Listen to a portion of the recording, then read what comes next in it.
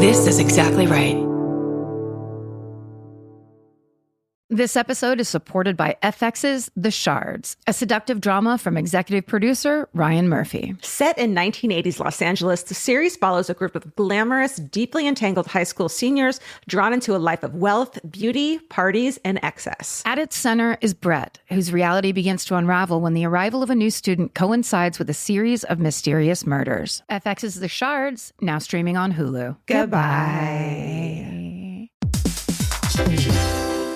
Hey everybody, here's the thing about other home security systems. They're all designed for after the window breaks, after someone's inside, after you get the notification, after the police come. SimpliSafe is the first system designed for before, stopping a break-in before it even begins. That's right. Unlike traditional security systems that only alert you after a break-in is already underway, SimpliSafe is designed to help prevent the crime before it starts. Their cameras can detect suspicious activity at the perimeter and alert live U.S.-based agents. Then SimpliSafe's agents assess the threat, intervene, speak through the camera to scare off the intruders, and call for 911 dispatch. That's right, and SimpliSafe has been protecting your world for 20 years, everybody. So celebrate their anniversary and save 60% on your new SimpliSafe system at simplisafe.com/stuff. That's 60% off, you guys, at simplisafe.com/stuff. Plus, when you order, write in our show name and the How Did You Hear About Us survey to let them know that we sent you. Don't forget, there's no safe like SimpliSafe. Get into the Hyundai Getaway Sales Event and get away with a deal so right, it almost feels wrong. Right now, you can get great deals on Hyundai's most popular models, including the adventure-ready SUVs like the Hyundai Santa Fe or Santa Fe Hybrid and the Tucson or Tucson Hybrid. Plus, there's the bold and stylish Elantra loaded with the latest tech. Or go all-electric with the Ioniq 5 or the Ioniq 9. So get down to your local Hyundai dealer and get away with a deal you'll love during the Hyundai Getaway Sales Event. Visit HyundaiUSA.com for details. Goodbye.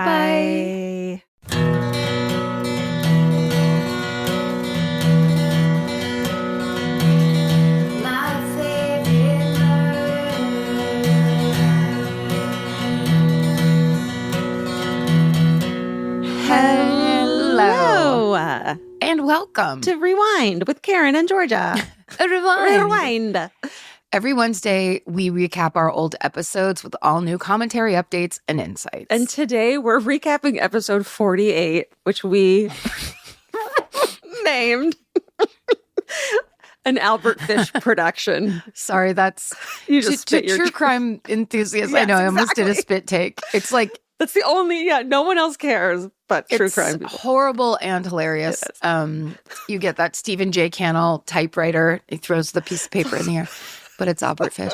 This episode came out on December 21st, 2016, and that means it was conceived on March 29th, 2016, if you do the math. Our podcast, do they go for 9 months, or do we lay an egg? It's human. Podcasts are human baby length of fertilization. I disagree. I'm a earther or whatever. What do I call it? You're a flat. I'm a flat fertilizationer. Yeah. Anyway, let's listen to the intro of episode 48. What's wrong? Nothing. It just feels like it's been a long time. It does. Oh, it has. It has been? Yeah. Are we recording? Yes. Good, because we need to get this figured out. It has been. I guess almost 2 weeks. Is that right? Since apartment recording. Yeah, because we did our Bell House show last week. Yeah. That was that was different. That was nuts. That was nuts. That was a break from reality. It was super fun. We love you, Jamie Lee. Jamie Lee's book's coming out. That's right. Thanks for being Ridiculous is coming out. I called it Wetalicious. Wetalicious, you did. With the absolute confidence. That's all that matters is when you say stuff like that. Yeah. They should change the title right now. Well, they might have to. Right. Hi, this is My Favorite Murder. It's a podcast starring Georgia Hardstark and Karen Kilgariff. Our sound technician is a man named Stephen Ray Morris. And his mustache. and this is day 403 of Stephen's mustache. We've been counting. He's doing it. He's going to grow it all the way around his mouth, I think. That's my personal. I thought you were going to say his head. That would be funny if it just tied in the back. Oh my God, why is that not a thing? Just a mustache fucking. Sounds like a nightmare. Yeah. You have to do it now, Stephen. You have to. Only for you, Karen. Stephen. Speaking of only for us, Stephen brought a. Okay, Stephen is like. Does everything for us. Does everything. He's so fucking sweet and wonderful. And also thinks about things like much more than we do. Because we don't know, because we didn't know this was going to be a thing. Right. So, but he did. He did, and he like was prepared for it. He prints things out for us. Totally. He plans. But also he brings us presents. He brought us this Christmas holiday presents. We have non-denominational holiday presents at our each seat on the couch. I know. So we decided we're going to open them on the air with you guys. I know what this is going to be. Oh my God, Stephen. It sounds amazing. Oh my God. Oh, Is this fuck? I fucking knew He got us serial killer baseball cards. Holy shit, True Stephen. crime, G-men, mass murderers, serial killers, and gangsters. And they're like baseball card packets. Ooh, you guys. Stephen, I'm going to fucking have a seizure right now. This is really good. Are these like old? Yeah, like these are like hard to find. Yeah, they're from like the 90s, I think. Oh. Stephen, I'm like, I see people post these on the fucking Facebook page. I'm like, I've had these since the 90s. And everyone's like, fuck you. And you got like 5 packs of them for both of us. This is really good. Is there like them? Is there gum in there? I wouldn't eat it if there was. I'm going to, and then I'll sue you if anything happens. And this now there's a secondary There's another gift bigger one. because he's a classy man that gives you a small gift with a bigger gift underneath it. Oh my God. What is it? It's his memoir of what assholes we are. What'd you get? Let's see. It's the book. It's a vintage book. Oh my God, this is the book of Vicki Morgan and Alfred Bloomingdale and the affair that shook the highest levels of government and society. Oh this my is God. the British one, right? It was the woman in Washington, D.C. Oh, where she was D.C. the dominatrix, and there was sex The scandals. cover of that book is fucking, I want that on a shirt. Wait, This when is was the this Cults written in That like Kill. the 80s? This one is by Larry Kahner. It's called Cults That Kill, Probing the Underworld of Occult Crime. Yes. Steven, These it's are like good you books. know us. I thought for a second, this book was about somebody that was in the Bengals because Totally that's is. totally the This color was written palette. in 1988. I'm so fucking like at the This is height from of the 85. satanic panic. This is so good, Stephen. I call it the satanic panic. Steven, we got you a bottle of single malt We scotch. got you this old wrapping paper. Oh my God, thank you. Steven, I'm sweating because I'm so happy. That's really good. I can't wait to. I don't think I should open You these. give and you give. I'm Thank glad you. you like them. Steven. You should open one of the packs. Good idea. I'm doing it. Let's do it. Good idea. Oh my God. Oh my Also, God. when we talked about the plan was that we were going to open these on the air, and then Stephen, would you say it would be good for? Oh, ASMR. Oh yeah. Okay. Oh my God. Oh my God. Ooh. What'd you get? Read a couple. I got the Hall Mills case, which on September 16th, 1922, a couple walking down a country lane near New Brunswick, New Jersey, found 2 bodies lying under a crabapple tree. It was Reverend Edward Hall, 41, and Mrs. Eleanor Mills, 32, a member of his church choir. Both had been shot. Her throat had been cut. Oh, wait, I've heard this story. This is. We're only picking our murders from these decks. From Oh my now God, on. that's You really just shuffle them up. And you're just Shuffle, like- this week It's weird they're only from the 90s and before. Our All work their has been murders. done. Okay, mine, I have one, Clifford Olson, who looks like a real fucking piece of work. Look at him. Blah, blah, blah, blah, blah. Okay. That's a good dramatic painting. Let's see here. So, November 1980, a 12-year-old British Columbia girl disappeared. Her mutilated body was found a month later. In 81, a 13-year-old girl vanished, followed by a 16-year-old boy a week later. The boy was found dead, his skull crushed. In May, a 16-year-old girl disappeared. And then in June, a 13-year-old girl. And then in July, Jesus, I'm doing him for my next murder. No spoilers.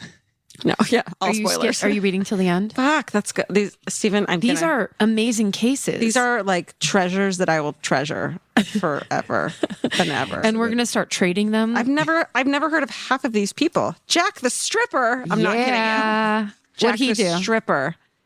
In 59, I'm gonna rephrase this. Go ahead. A sex worker Nice. was strangled and clad only in her slip, was found near their Thames. Thames? Oh shit. It's one of those ones. The only reason It's I know not. that It's one of those famous ones that I've been to, and I should fucking know. Thames? She was found. Shit happened.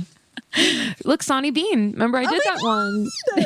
Oh, This so is cool. I am honestly like glowing right now. This is best Christmas ever, this Steven. is the best Oh, so Hanukkah good. ever, Steven. Richard Cottingham. Wait a second. I'm Jewish? Hold on. What? What? Richard Cottingham is the one I just did on the last episode. You just did him and then he walks through the door. Shit.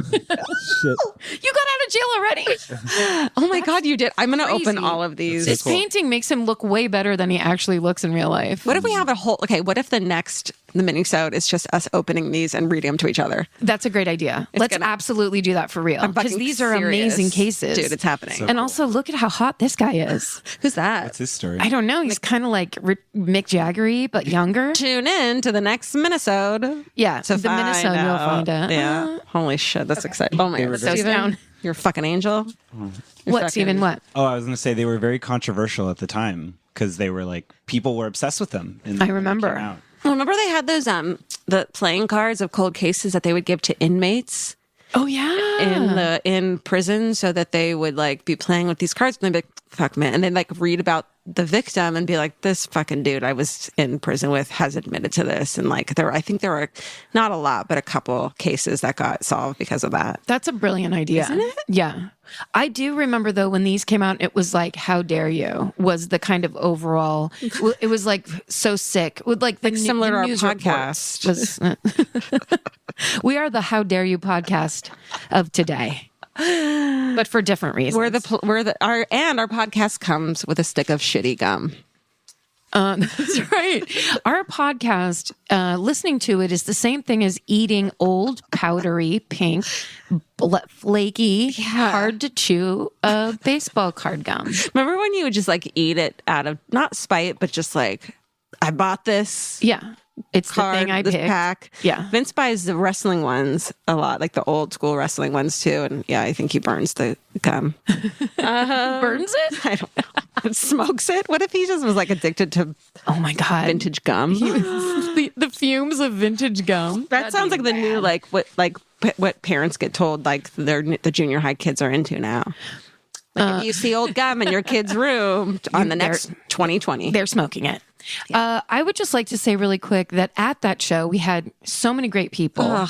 It was crazy. And we got to say hi to so many awesome listeners, which was really fun. It is. And, Everyone at the Bell House, we have to give. Yes. They stayed late to like let us talk to all the people who stuck around, and Yes. they were really cool at like moving the line along. They didn't have to do that. They were No, the they Bell were House great. Whole staff was amazing. The whole staff was great. Thank you, Andrew, for booking us. This Yeah. was our own booking long ago where we thought this would be fun. And we it were was- right. Oh yeah.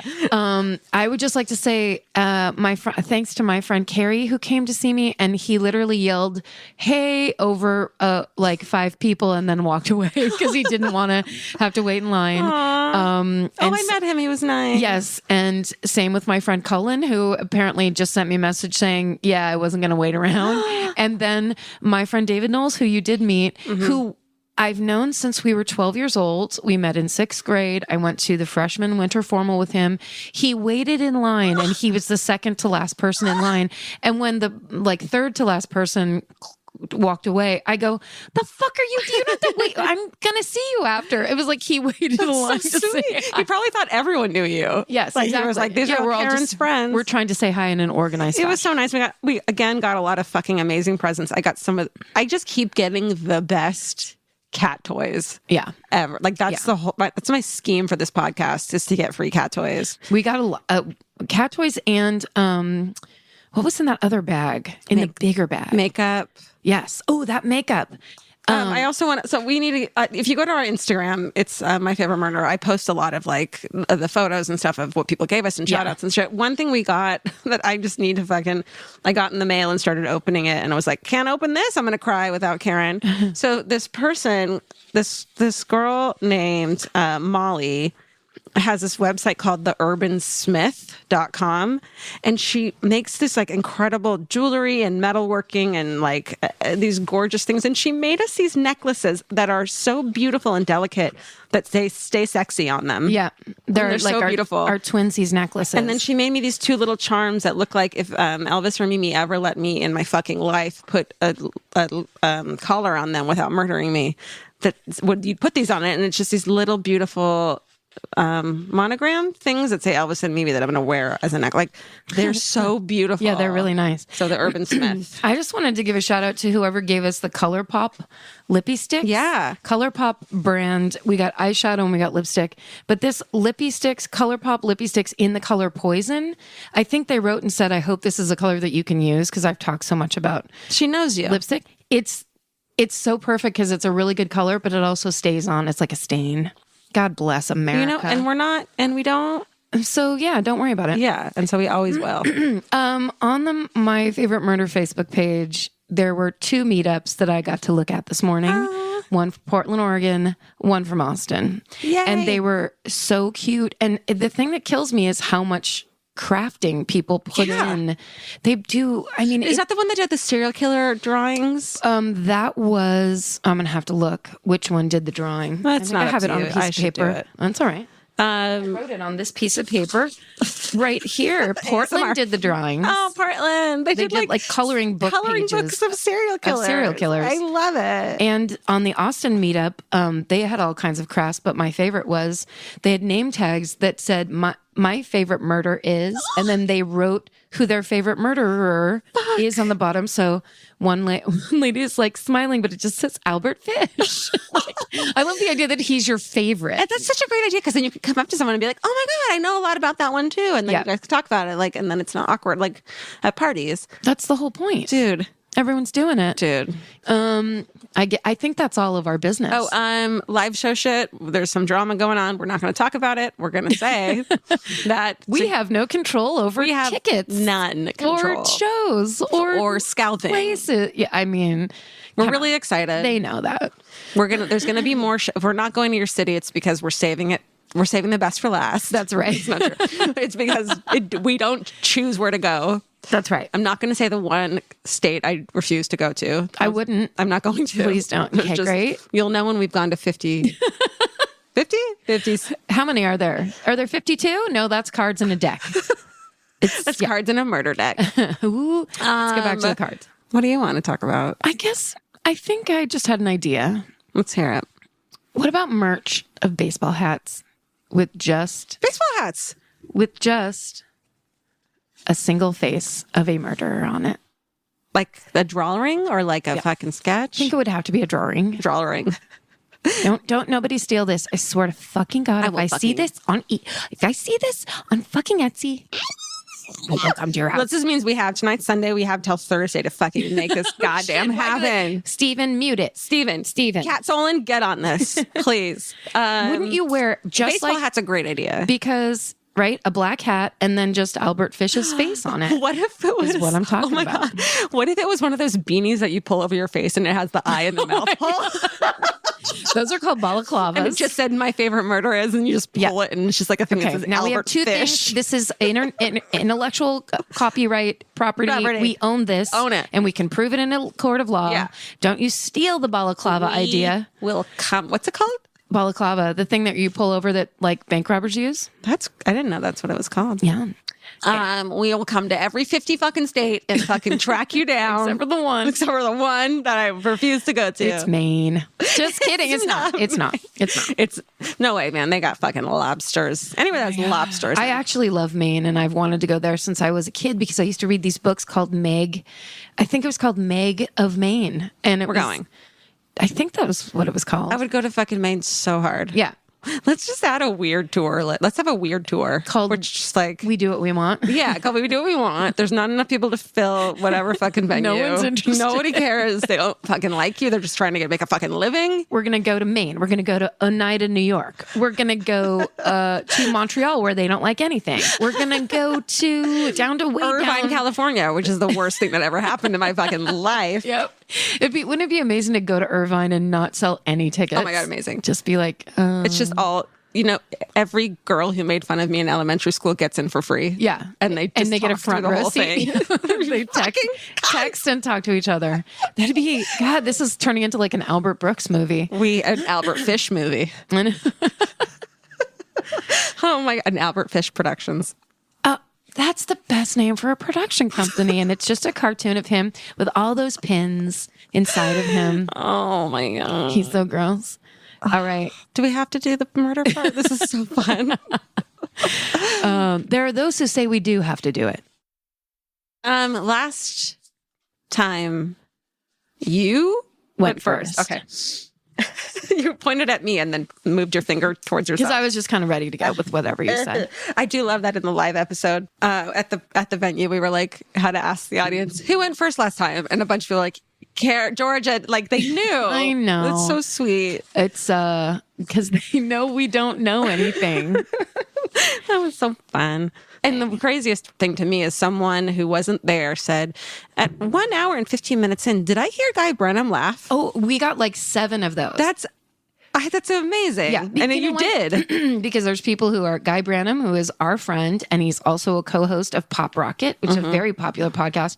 But also, he's a well-known comedian, and he has the most distinctive laugh that makes you want to start laughing. Yeah. It's amazing. He's so nice. Like this is how low it is in LA, but he remembered my name after he met me. And Vince is the same way too, where it's like, he didn't have to remember our name. Like, that's how low it is, where it's like, you remembered my name. He's so nice. You're just looking for some decency. Yeah. Yeah. He read how to do things with friends and then remember them. He read that book? Yeah. All right. I just coughed and burped at the same time, but I just want to say, I want to delay this 1 more minute. Class act. Because I have defiance disorder. Is that a thing? Yeah. I have it too. Yeah. Man, I don't know what it is. It's just that you can't do what people want you to Oh my God, I fucking have that. Yeah. It makes sense with both of us. It does. I'm learning a lot from you, though. I have it very bad. I'm learning that it's okay from you. It is. I mean, it's fine because everybody has something. I once had a fucking soccer coach when I was like in junior high hold his fist up to my face and say, you need to stop fucking being defiant.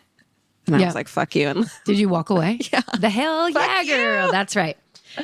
He's probably a fucking I was just going to say, that's the show I'm working on right now, is Guy Branum's show. Yeah. That's the, yeah. It just makes, I don't have to be secret about it because I'm happy that Guy Branum gets to have a show, and it's going to be on True TV in like probably spring, called Talk Show the Game Show. It's going to be awesome. That reminds me from BoJack Horseman of, what was it, like celebrities? Do they know anything? What do they know? Let's find out. Guy Branum deserves a show so much. So much. That guy is... he's a fucking lawyer, literally. What? Yes, he has a law degree. Shut the fuck up. Yeah. He's smarter than everybody. Jesus. God. Yeah. National fucking treasure. And murder time.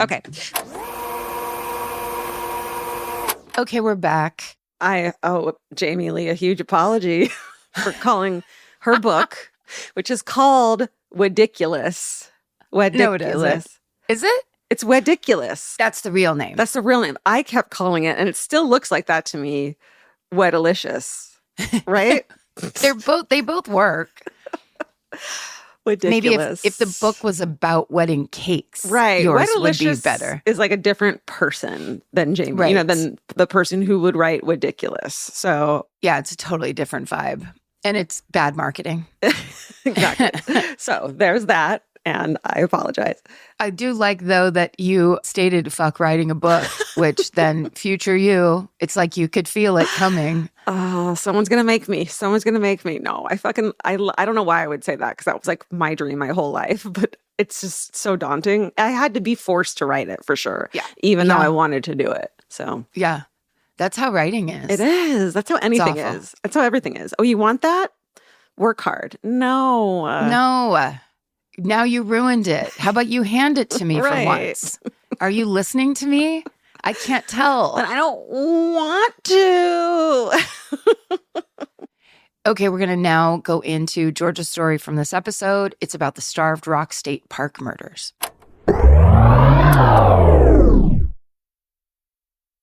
This podcast is brought to you by Squarespace. Every successful small business starts with someone saying, I wonder if people would actually buy this. Squarespace gives you everything you need to find out. From consultations to events and experiences, you can showcase your skills with a customizable website designed to attract clients and grow your business. With Squarespace's collection of cutting-edge design tools, anyone can build a beautiful, professional online presence that perfectly fits their brand or business. Get paid on time with professional invoices and online payments. Plus, streamline your workflow with built-in appointment scheduling and email marketing tools. Head to squarespace.com/murder for a free trial. And when you're ready to launch, use offer code MURDER to save 10% off your first purchase of a website or domain. Goodbye. This episode is supported by FX's The Shards, a seductive drama from executive producer Ryan Murphy. Set in 1980s Los Angeles, the series follows a group of glamorous, deeply entangled high school seniors drawn into a life of wealth, beauty, parties, and excess. At its center is Brett, whose reality begins to unravel when the arrival of a new student coincides with a series of mysterious murders. FX's The Shards, now streaming on Hulu. Goodbye. Some flavors will always make you smile. And with Kachava's new cinnamon French toast flavor, you can enjoy the taste of your favorite childhood breakfast without the sugar crash. Kachava is an all-in-one nutrition shake that comes in so many delicious flavors, including the brand new cinnamon French toast. It's made with real cinnamon bark for the richest, deepest, most authentic flavor. And just 2 scoops provide complete nutrition your body craves with protein, fiber, greens, and so much more. Kachava provides clean nutrition to fuel wherever your day takes you. No fillers, no nonsense. Okay, the Exactly Right Media office has all become obsessed with Kachava because they keep sending us these amazing boxes of all the flavors, and everyone kind of fights over it now. So we got this new flavor in, and I mean, there was like a line to try it. It's pretty great. We're real believers in the whole Kachava line, so treat yourself to a childhood favorite. Go to Kachava.com and use code MFM for 15% off your first order. That's Kachava, Kachava.com, code MFM. Go to Kachava.com and use code MFM for 15% off your first order. Goodbye. So remember we were talking about national parks and how everyone gets murdered in them constantly? And it's like, what the fuck? I have one for you today that I'd never heard about. And then I looked it up. Okay, here's the name of the fucking state park.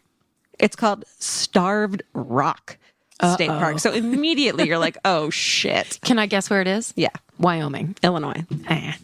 But they're probably real close to each other. Thank you. They're probably close. Did you see the meme someone made of? It's a photo of like Wyoming, and it says over the top, and whatever state is next to Wyoming. That's what you said. Yep. I can't pretend. I cannot pretend to know. We're so smart in certain things. Oh, and so dumb in most things. And yet defiant as fuck.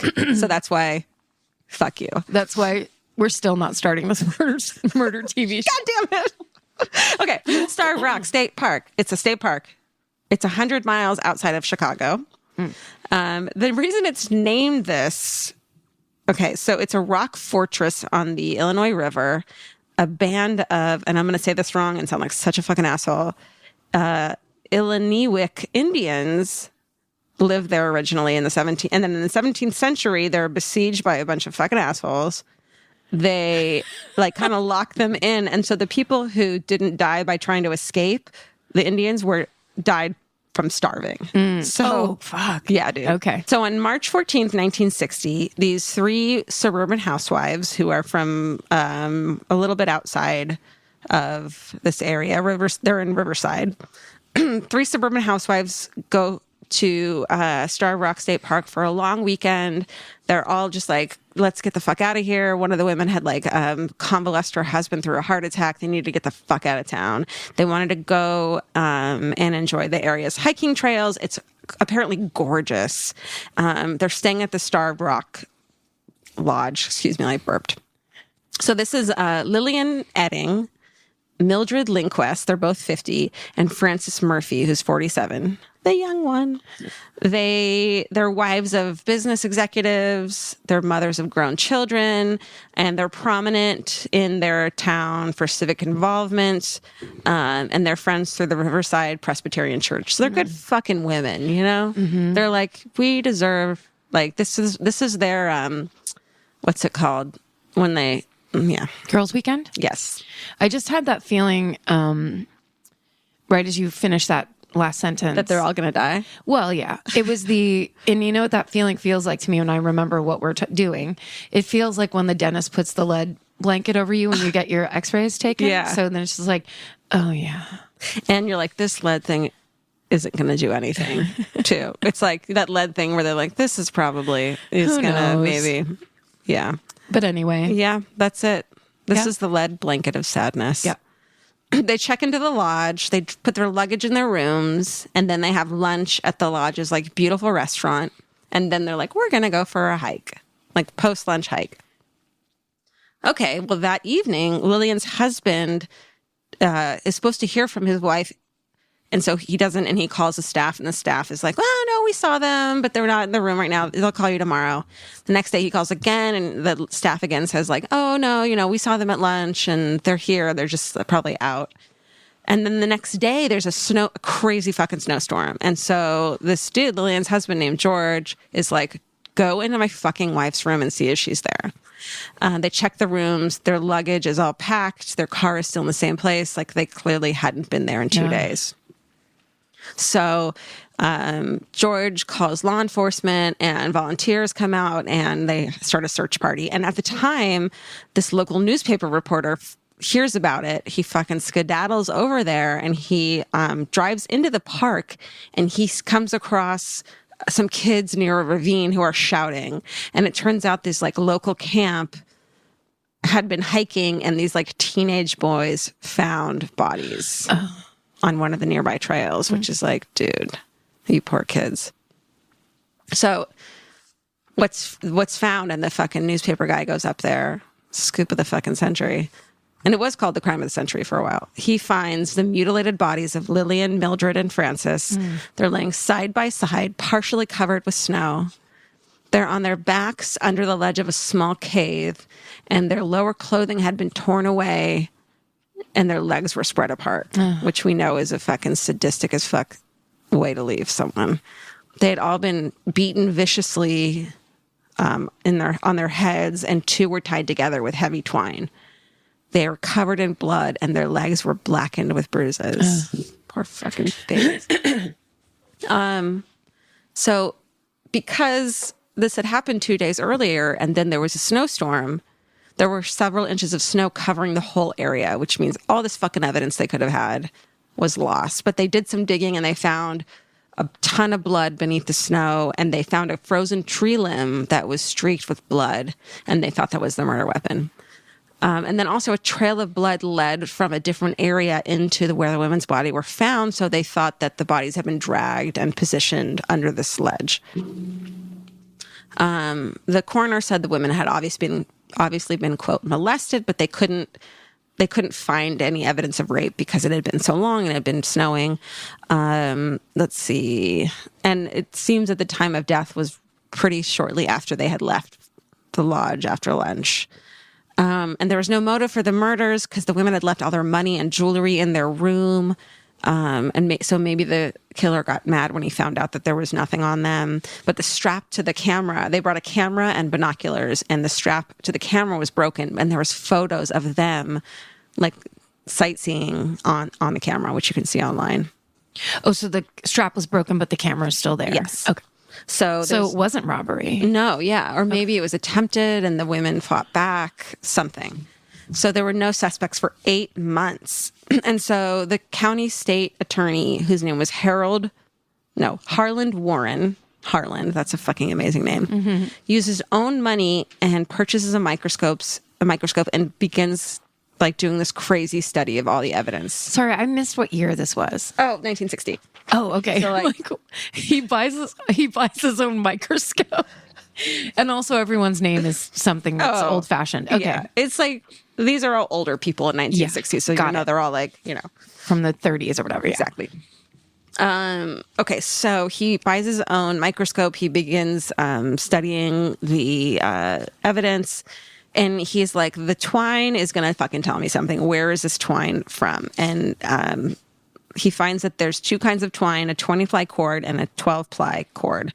And he starts at the first place he can think of, which is at the lodge. And he brings him to the manager of the court. And he's like, does this look familiar to you? And it turns out the manager's like, I think those were from the restaurant.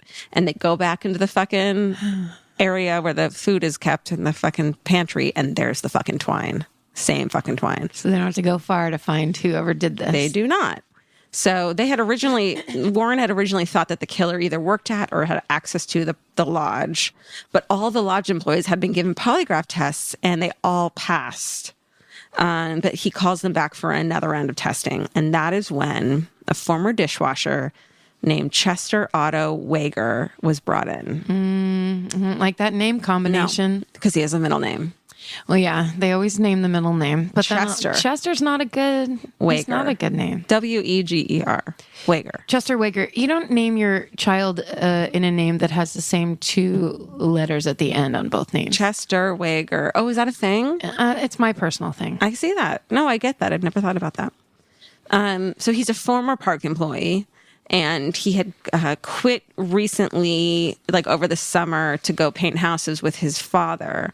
But while he was working there, he served meals to the police and reporters while they were like looking up for evidence and shit. So they give him a lie detector test, and the tester, who's like this they brought in like a really good tester. They said his face turned white during the testing. Chester walks away, and the tester said, that's your man. Ooh. Yeah. So Wager is 21. He's a small man. He has a wife and 2 young children. He had resigned that summer, and lodge employees reported seeing scratches on his face, but he had passed several lie detector tests already.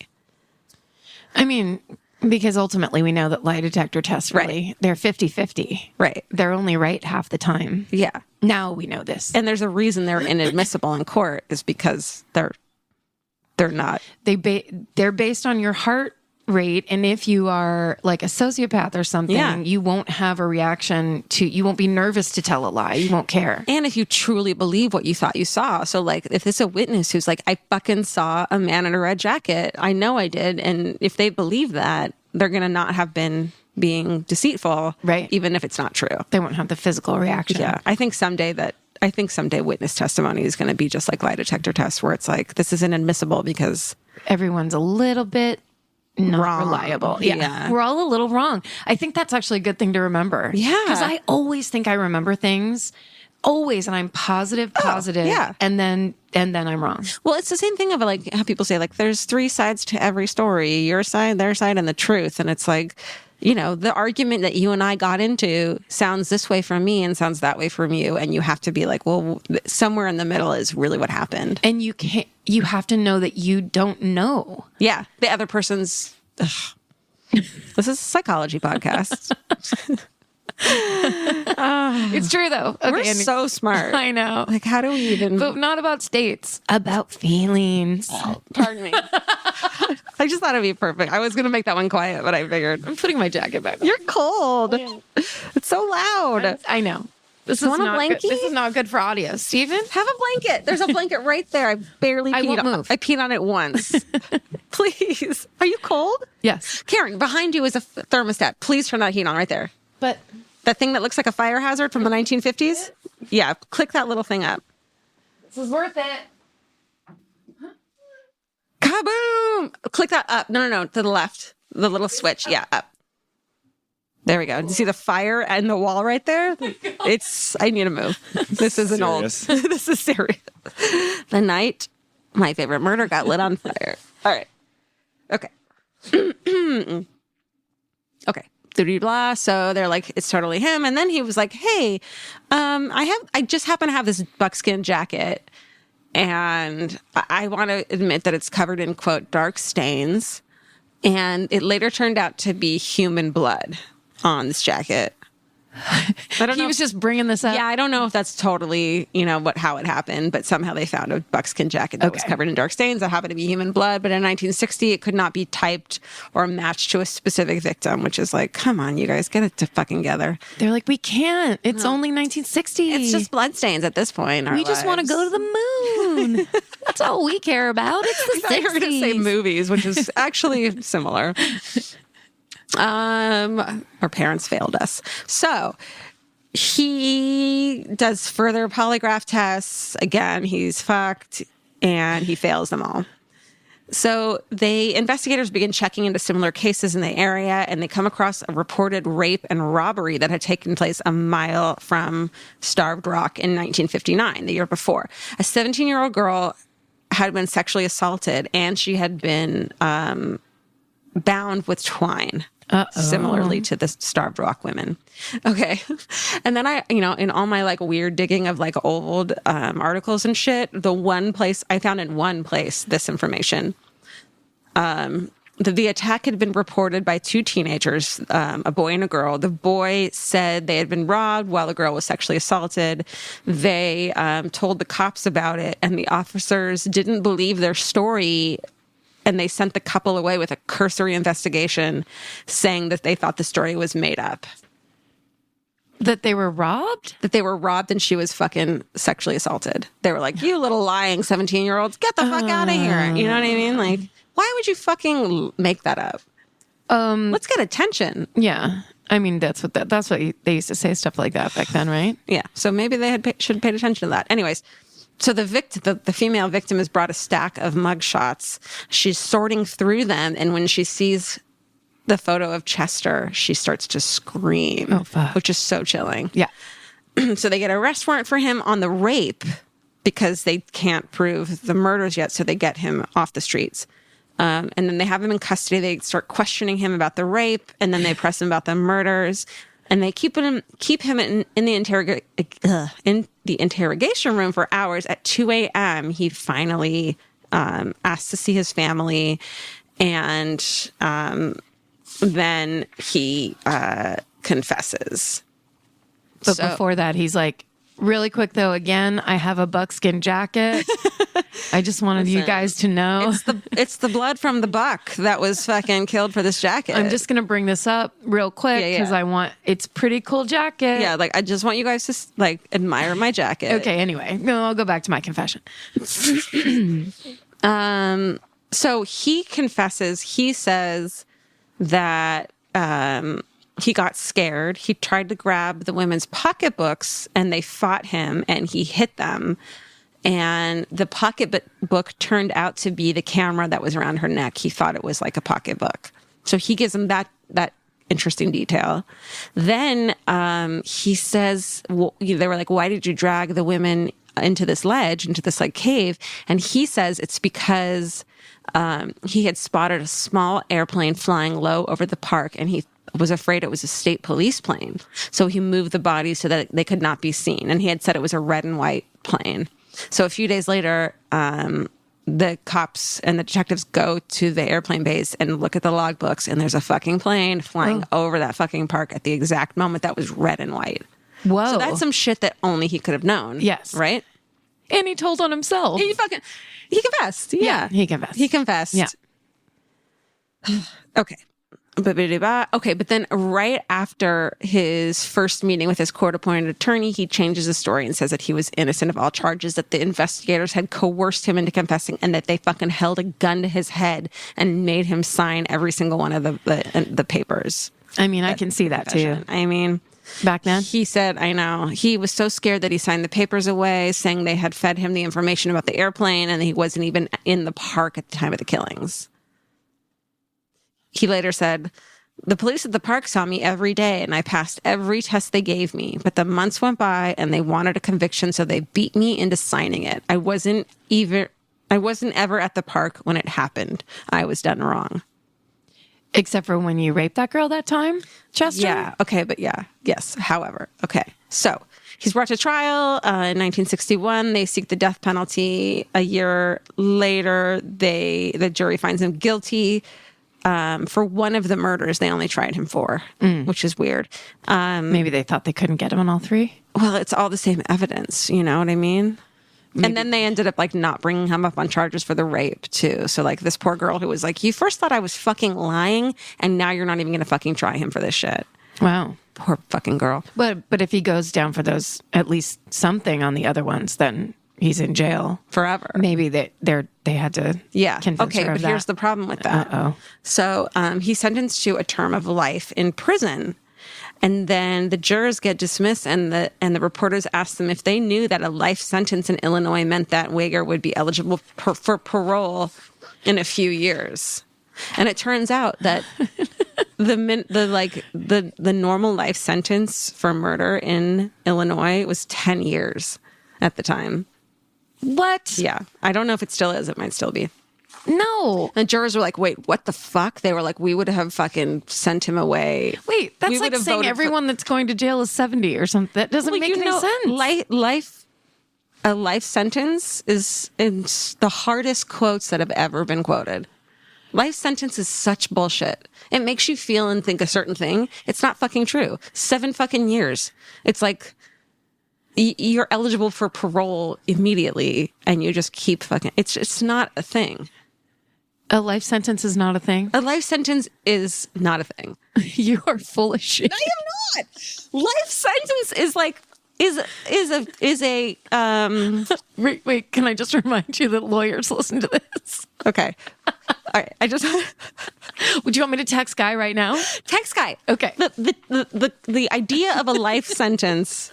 Wait, this is my favorite. We're Stop making fun of me. We're going outside the podcast. It's like we're doing an outside line. A life sentence. I want to call a friend.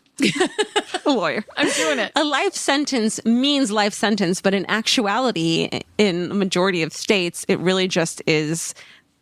It's a sentence, but it's not an actual. What's the word? It's not going to give you 50 to 75 years like it would take up a person's life. Exactly. You're not actually going to be in prison for your life. All right. Both of you on your phones now. I just want to fucking point out. No, I'm just texting. I'm texting the outside Can I line. ask you a question? Says we're just going to see if Guy's even available. Steven, what did you find? I found that it was much more complicated than I thought it was. What does it say? I thought life imprisonment was life in... No, the first thing was on a message board. It just said, that's a really good question. What is life imprisonment in Illinois? And you didn't get an answer. Yeah, I didn't get an answer. Read the whole thing right now. It just says that... Okay. Well, we know that it changes state to state, right? Yes. But I also know... this is Illinois specific. Right. So I mean, the jurors were set. Like, do you know that life imprisonment... a life sentence in Illinois means that he'd be eligible for parole in a few years. So that's the thing. You get life in prison and then you're fucking eligible for parole. And in this case, in Illinois, get parole after 10 years. Mm-hmm. Oh, okay. So go ahead. That's right. Well, I mean, is that what you're about to tell me? He got parole? No. Oh. No. Blah, bitty, blah. So they said they would have given him the electric chair. Oh, shit. Blah, blah, blah. So, okay, let's see. The whole prosecution was based on his confession, which predated Miranda warnings that are required today. Wow. I didn't realize Miranda warnings were that recent. Yeah. Fuck. Okay. They're based on a guy named Miranda. Like how John Wayne's real name is Priscilla. Is it? No, it isn't. Yeah. Or Miriam. That's my middle name. It's a girl name. What? Really? Mm-hmm. It's Jewish. Okay, blah, blah, blah, blah. Okay, so then at some point, so he, from the moment he was in prison, is saying he's fucking innocent. And that some woman had a deathbed confession that was never, like, corroborated. Mm-hmm. Corroborated. He's maintained his innocence. He's 77, and he is the third longest held inmate in a state prison, having served a life sentence since 1961. He's been requesting parole since 1972. It's 14 times that he's been up for parole. Wow. Yeah, and he's always saying, and if he said that he did it, he probably would have been paroled, because part of getting paroled is accepting responsibility for your crime. Yeah. And he fucking refuses to do it. DNA tests were requested, but so there was fucking hair found in the victim's fists and the bloodstains on the coat. They were requested testing in 2004, but the items had not been properly preserved and thus no longer had held evidentiary value, which seems like bullshit, right? Like you can fucking find it in there somewhere. Well, but it sounds like what they're saying is like instead of putting it in a Ziploc bag, they put it in one of those sandwich bags that folds over at the top, where it's like those don't work for sandwiches. Why are they going to work for evidence? Well, I looked this case up on Facebook to see if anyone was like talking about it as their hometown murder, and one guy whose name I fucking can't remember was like, this is my hometown murder, and these items, the jacket and the fucking branch that had been used to kill them, were brought to schools to show children. No. Yeah. And so, and like the buckskin jacket comes back. Yeah. Like the guy was like, the guy worked for the Innocence Project, and he was like, the reason these fucking things couldn't be tested is because one of the fucking investigators had like one of the pieces of evidence on his wall as like a trophy, and these got brought, like the guy was like, my mom remembers these being brought into school, and you could like touch them and fucking learn about the murder. Just get as many little kid fingerprints on there as you possibly can. It's pretty smart if that's a fucking tactic. Yeah, because this was back when, no one knew. No. So it was so recent. Less than a month ago, he was up for parole again. Jesus, how old is this motherfucker? 77. He was up for parole again, and he got denied. And one of the only living jurors left, Nancy Porter, who's 92, said that she now finds the confession implausible because she thought that Wager, who was unarmed, who was only 5'8", could have been overpowered by the three women, which I think is such bullshit. That's not how fucking crimes work. Like you intimidate these three, quiet women who go along with what you're telling them to do and intimidate them. Like it doesn't matter how big you are. No. That's like acting like every crime situation is the same. And if this person is a criminal, he could have lured them to a spot, cracked one of them on the head, scared the shit out of the other two. Like who He tied knows? two of them together, so you're overpowering two of them. The other woman's not going to leave. I mean, it's not like they're going to fucking ninja him, overpower him. And that's the same thing with the Richard Speck case, where he went into, they couldn't understand how there was so many women in this room, and he kept them all in that room and then took them out one by one and murdered them. And nobody. And it's like, because it's a psychological thing. He scared the shit out of them. He scared them, and he kept saying, probably, if you go along with what I'm trying to do, I'll let you go. Yes. I'll let you go. And so especially back then when you got to be fucking polite to everyone, you go along with it hoping you'll be just spared. want this situation to end. Yeah. I mean, that's crazy. Yeah. Okay. So silver lining. So the crime lab is now one of the finest in the state because of the shoddy work from the Starved Rock case. And someone said the state crime lab was less equipped than a high school chemistry lab at the time. And this is from Steve Stout, who wrote a book called The Starved Rock Murders. This crime is more important than most because it changed the system of criminal investigation in Illinois. And then I went on Reddit, and there was a guy who said there was a woman named Bedpan 3. I know. Like, is she? I don't know what's going on with her. You know she's a woman. Because she says maybe not. She says my husband, and I fucking assumed. Oh, right. Look, I can be like, not trying to. Come on, everybody. She says there's a huge, like there was a bedpan 1 and a bedpan 2 already taken. The other two, no. This is the third best bedpan. Yeah. This is there's a huge number of people from this town and my surrounding area that think he was a scapegoat. Her ex's husband's grandfather was a judge during the time, though not during this trial, and told me that there was no way in hell he did the crime. The bodies, from what I remember reading, had animal/dog bites that were just left unexplained. Theories include that a business owner who was from another nearby town who had very large, well-trained dogs was a possibility, because he inexplicably immigrated back to his home country right after the murders, leaving his entire family behind. Another theory is that the women's wealthy Chicago businessmen husbands paid someone to have them killed in the park for various nefarious reasons. The only real consensus is that pretty much no one at the time or years later believed it was Wager.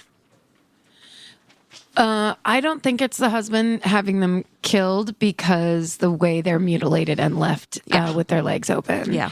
And if Wager was a rapist and was the rapist that raped that girl, it would be more in line with a person who is a rapist, has issues with Sexually women. deviant. Yeah, and basically is escalating. I don't disagree with the fact that it sounds like, if I didn't know any of the suspects, I would think it was at least two people. Yeah. You know? Yeah, but Who knows? You crack somebody over the head with a stick when you're and you're with your two friends. Yeah. Somebody gets cracked over the head, and then you're like, and suddenly there's like some wild man that's like, sit down and I have to tie you up. And I mean, no, for sure. It's over. He probably did it. but he probably did it. But it is interesting, that whole thing of like, you can't really base it on what the polygraph says, and you can't, and you do have to be suspect. Now, what we know these days of how police interrogations used to go, we've all seen LA Confidential. It's a pity that DNA can't figure this one out. Yeah. That's amazing. That's such a good story. Yeah. Starved Rock Murders. And also such a creepy name. Starved Rock Murders? Oh, for sure. Yeah. Yeah. We're back. This is one of your stories that I think about all the time. Do you? Yes, because it was so kind of like the pictures in my mind of where they were when all this was happening. It was so disturbing. Do you have updates? Yeah, and just 3 innocent women, going on a little fucking girls' trip together. Yeah. To nature. Which just, I think this one, a lot of people, because the thing is, a lot of people don't think that the person who was convicted, Chester Wager, did it. And in fact, in 2020, after 60 years in prison, Chester Wager was granted parole and released from prison. Wow. Yeah. So his lawyers continued to push for new proceedings because they want to prove his innocence of the murders, because he's still claiming he was innocent and that the confession was coerced. So then just this last May 2025, a mini trial was set, and it introduced new evidence that was not available decades ago. And some of that evidence is really fascinating. Is a woman came forward and said that her grandfather on his deathbed, so we have a deathbed confession, another one, that he was in the mob and he had people killed before, and that he said that he had one regret to his granddaughter. He said that he knew that Chester Wager was innocent. And she claims that her grandfather went on to confide in her, that it was registered hits, referring to the murders, and asked her to help prove, like on his deathbed, help prove this man's innocence, which is wild. It's not enough. It didn't sway the court that much because it's just kind of, it's one guy's story. Yeah. And like, why would he tell his teenage daughter that and not other, and not bring the police in or something like that? So that's just a little interesting bit. But who would have contracted to have those women murdered? So the women's husbands were like wealthy businessmen. So to me, that's like a bigger difference than if they were just like working class people. It's like you could see a little bit of something nefarious going on, perhaps. Yeah. A message being sent, and the husbands also like had connections in, with politicians and stuff like that. So who knows? It doesn't seem like a mafia hit type of murder, though. You know? Yeah. Like they don't do it like that. They don't not bring a fucking weapon to the place where they're going to kill people, Yeah, and I don't know. It just feels like a bad movie that the mafia would have to go out into like a park and, you know what I mean? Out in nature like that. It's like, I don't think so. I don't either. And like also they probably would have noticed someone was following them. Why wouldn't they just kill one of the husbands? Or, it's just, Right. Isn't that the thing with the mob? They don't hit family members? Yeah. It doesn't sound very mob-like to kill 3 innocent wives of, They don't do women, children. I thought we had a code of conduct here. It sounds like a brutal kind of opportunity, like crime of opportunity. So that doesn't mean that this guy did it, but that's what it sounds like. Yeah. Okay. It's hard. It feels like deathbed confessions have more weight than just normal, regular life confessions, which is like, what if they have dementia? What if they are lying? What if, you know how much fucking morphine you're on when you're like on your deathbed? A lot. I cannot wait. I can't wait. It's going to be so They're cool. going to be like, we can't give her enough. She just asked for more. She keeps hitting that button. Bottomless pit. Oh, and there's also an HBO documentary about the Starved Rock murders called The Murders at Starved Rock that came out in, I think, 2021. And it tells the whole story. I highly recommend it. All right. Well, this is one story that you were like on in the beginning when it first started. Like this was like one of your like I think that you like knew something was up. And so this is you, and we had talked about it already, but you are going to cover the story about Sherri Papini. This is when I wanted to be a breaking newscaster. Good luck.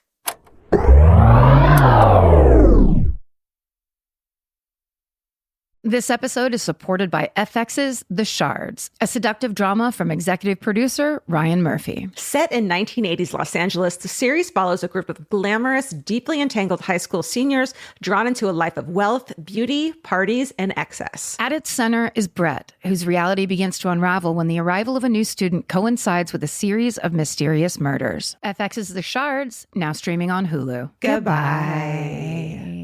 Summer means a whole new world for your feet. They're walking more, sweating more, and going barefoot all day long. For summer feet that need real comfort, there's Bombas. Bombas has a whole line of sport-specific socks for golf, yoga, the gym, and every kind of runner. They also make soft, supportive compression socks that are especially great for summer travel. Bombas sandals and slides are made from super lightweight, cushy, waterproof EVA foam, so they feel incredibly comfortable. And the best part, for every item you buy, Bombas donates an essential clothing item to someone facing housing insecurity, with over 200 million donations and counting. I wore my Bombas compression socks on the plane ride to and from Italy. And listen, I'm a girl of a certain age at this point. It needs to be done. And I felt so comfy and so secure with my cute little Bombas socks. So head over to bombas.com/MFM and use code MFM for 20% off your first purchase. That's BOMBAS.com/MFM, code MFM at checkout. Goodbye. Capture your favorite summer feeling with Pandora Jewelry. Discover a collection inspired by the sunshine, freedom, and unforgettable moments that make the season so special. Whether you're planning a weekend getaway, gathering with friends, or simply soaking up every sunny day, Pandora Jewelry offers meaningful pieces designed to celebrate your unique story. From sun-kissed metals that catch the light beautifully to personalized pieces ready to be engraved with your summer mantra, every detail is crafted to help you express yourself with confidence and style. Explore charms, bracelets, rings, necklaces, and more, thoughtfully designed to complement every adventure and occasion. Each design moves with you, from beach days and road trips to rooftop dinners, golden nights, and every memory in between. Layer your favorite looks, mark life's meaningful moments, and create lasting reminders of a season you'll never want to forget. Find the pieces that reflect who you are and where this summer takes you. Shop Pandora Jewelry's new summer collection in-store or online at pandora.net and let your summer unfold. Goodbye.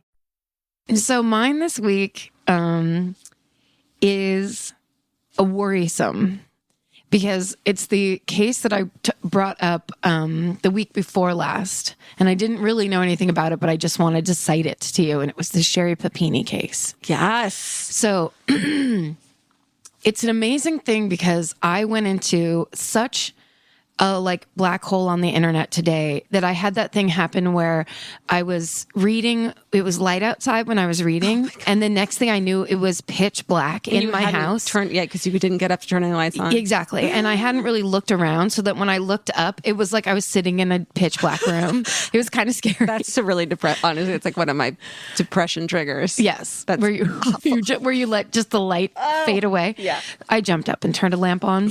I have dogs. It wasn't too bad, but if anyone had come, looked through the window and seen what you were reading about, they'd be like, "What the? I'm not killing this girl. Yeah, she's crazy. She's going to kill me." Yeah.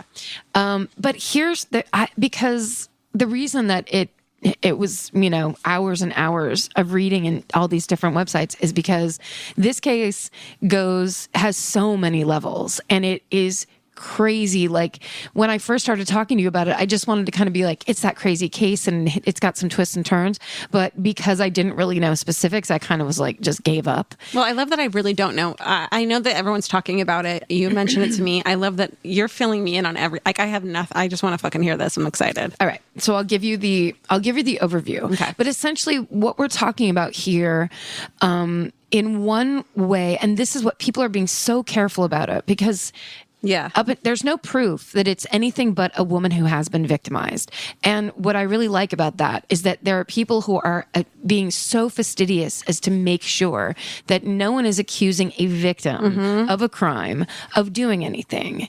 That being said, there is insane amounts of evidence that something is wrong with this case. Like, it's really suspicious. It's very suspicious, and it's not.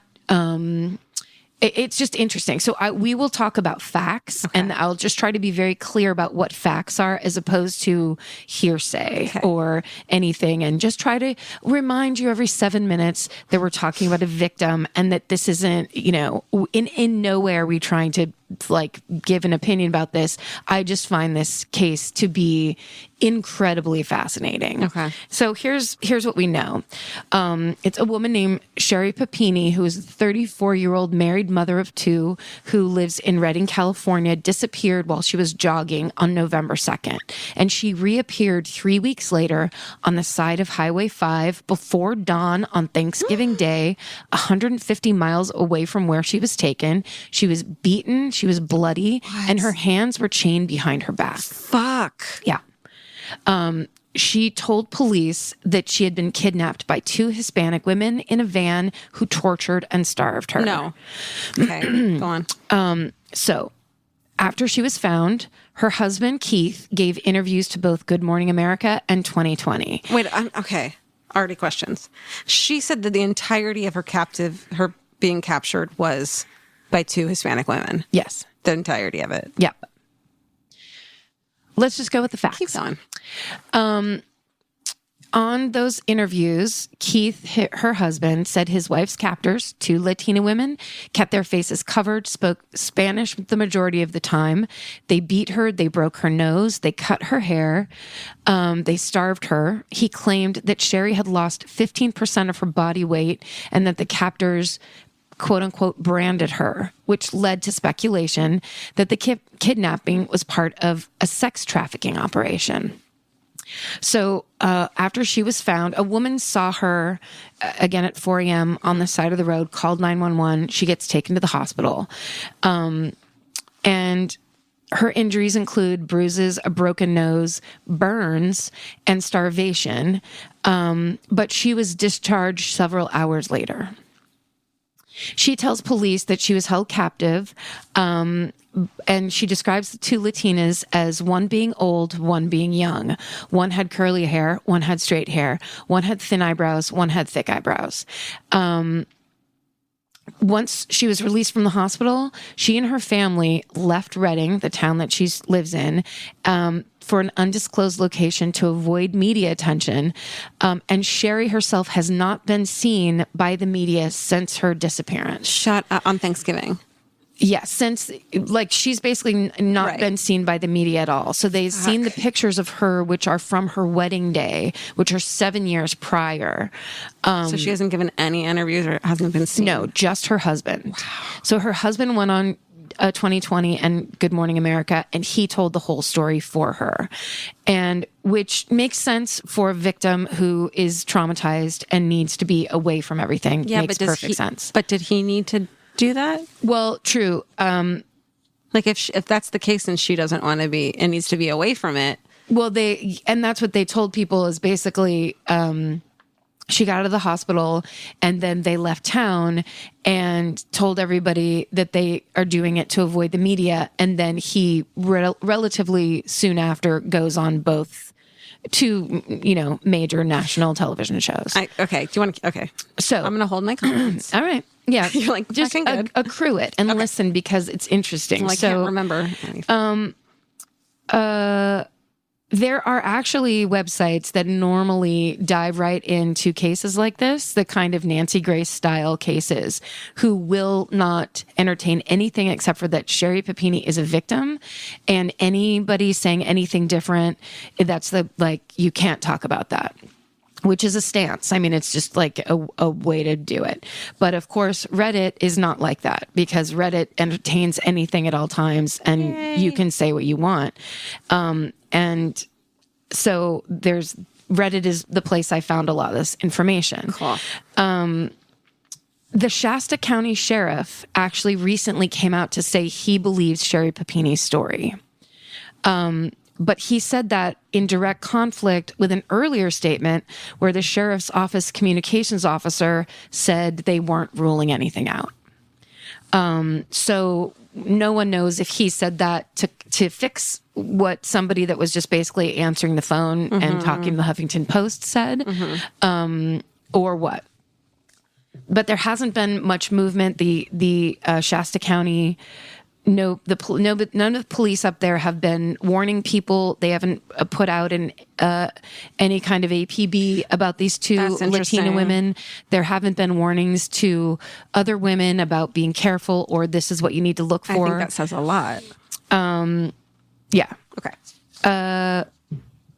So basically, we'll go over it like this is the way the timeline problems, essentially. Okay. So the day that she went jogging, like the day that her husband, Keith, realized that she was missing, he was at work and he came home from work and she wasn't there and the kids weren't there. And instead of calling her, he said because sometimes I think the reason is, I was confused by this, but basically that sometimes reception is bad up there, which makes sense because it's like way up north of Sacramento. Yeah. That he pinged her phone instead with Find My iPhone. Okay. So then he realizes where the phone is, and it's a mile away from their house, where kind of near where their mailbox is, which is, if you've grown up in the country, it's that thing where like your house is way up here on some weird long dusty road and your mailboxes are in a long line with a bunch of other people's mailboxes down the road. You go to your mailbox when you're driving up your driveway. Exactly right. Okay. A mile seems far to me, but It does. I don't know. Okay.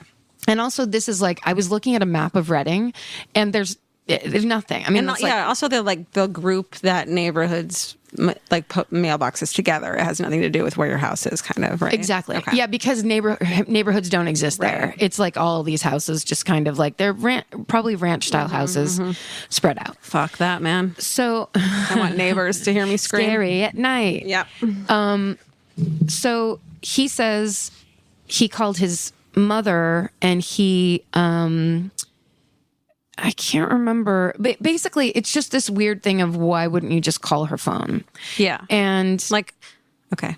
so he pings her phone, finds it, and it's at the corner of Sunrise Drive and Old Oregon Trail. And when he gets there, he immediately takes a picture of it. It's sitting Of her phone? Of her phone. Why would he do that? It's sitting with. You're just going to keep saying that. I know. I'm That's sorry. what. No. You can't. But I'm just saying. There's a lot of that. Yeah. There's headphones sitting on top of the phone. On top of them. Very neatly, it says, and he takes a picture of it. So the police said that it looked staged. They commented on that early. That said it looked staged, but he didn't touch the phone. He whatever. And a lot of people on these threads were talking about if your significant other was missing in a way that you really felt was real, you would grab that phone and start looking at what are the last calls, texts, anything. All right. So then he files a missing persons report, and in every way he talks about her, instead of saying kidnapped or missing, he keeps using the word taken. Liam Neeson style. Okay. So then they put up 5 days after she goes missing, they put up sherrypapini.com, and it's a website. 5 days? I'm sorry. Go ahead. It's just a website about the whole case. Please help us find her. She's missing, with her picture and everything else, all the information, what she's wearing and the whole thing. And 10 days after that, this letter goes up on that website, and it's from an anonymous donor. And it says I'm an anonymous donor. I'm offering an undisclosed reward for Sherri's immediate release. My middleman is Cameron Gamble, who's a international negotiator, who also happens to live in Reading. The fuck? Right. So I think this is the part now, separate from people saying, please protect a victim who has been victimized. Yes. Absolutely. But this is the part where everyone's like, this thing stinks to high heaven. Yeah. Because when you go on, there's a really great article that was on the Daily Beast called things you should know about the shady private investigator involved in the Sherri Papini case. Fuck yeah. And it's amazing because it's all about him and how it's really, there's lots of great information. There's videos that he has on his website, CameronGamble.com. Is he a creep? He's a guy that's trying, he has his organization. It's supposedly a profit organization called Project Taken, and it's about warning women or like telling women what to do in case someone tries to kidnap them. What the fuck? So all of these things are like they just are very suspect. Yeah. It's just all a little bit like a movie and a little bit I don't think so. Too coincidental. Very coincidental, and also in the best case scenario, what this person did this anonymous donor that put this letter up on their website was basically trying to circumvent law enforcement and say, if you have her, I will give you money, just bring her back. Is it no questions asked? Exactly. Oh, no, they don't use that phrase, right. But it's basically saying we don't have to deal with the police. Like if you can have the money, just bring her back. Which pisses the police off so much, because if that's actually the case, then other women are in danger and you have not. Yeah, you can't do it that way. You've just eliminated all the suspects because you're being a fucking asshole. Well, it doesn't work that way. No, it doesn't. And it's like somebody making up a new way to do it and then going like, I'm anonymous. Yeah. The amount of money is anonymous. Please use my middleman. Yeah. None of those things, I think, really line up. And then it goes against law enforcement. Okay, so after she's found and the family asks for privacy, several family members grant a Daily Mail interview, which is the British newspaper, I believe. And someone also sells a picture of her kids on Thanksgiving to the Daily Mail. And then, of course, her husband does both interviews. Do they know who sold it? Or is it like anonymous? They say family members. There's no one specifically named. In his 2020 interview, her husband Keith says her signature long blonde hair had been chopped off. But she was described as having long hair by the 911 caller, and a lot of people bring up like who has signature long blonde signature as compared to what? Like, dude, she's not like, Gwyneth Paltrow or whatever. She's a mom. And even if it is, it's like, why did the caller describe her as having that? And he said the exact. This guy seems to pick up phrases that sound coerced or not coerced, like rehearsed. Yeah. Thank you. But also just weird. Like it's that thing where people get a weird feeling. And that's the thing that what we're now talking about that are in direct contention with each other is the weird feeling you have when you think someone's lying versus a victim trying to tell their story. And I'm not, everything I've heard doesn't, it makes the husband sound suspicious, not her. Right. It sounds like this fucking happened to her. Well, yeah. I don't think, nothing makes me think that she isn't actually a legitimate victim. So basically when he gives these interviews, there's experts that are experts in whatever reaction or whatever facial reaction recognition or whatever that say his crying is completely fake. Like he does these things where he bursts out into tears, but he makes the noises and his eyes get a little bit red, but there's no actual streaming tears. That whole fucking study is fascinating to me. I love that shit. Yeah.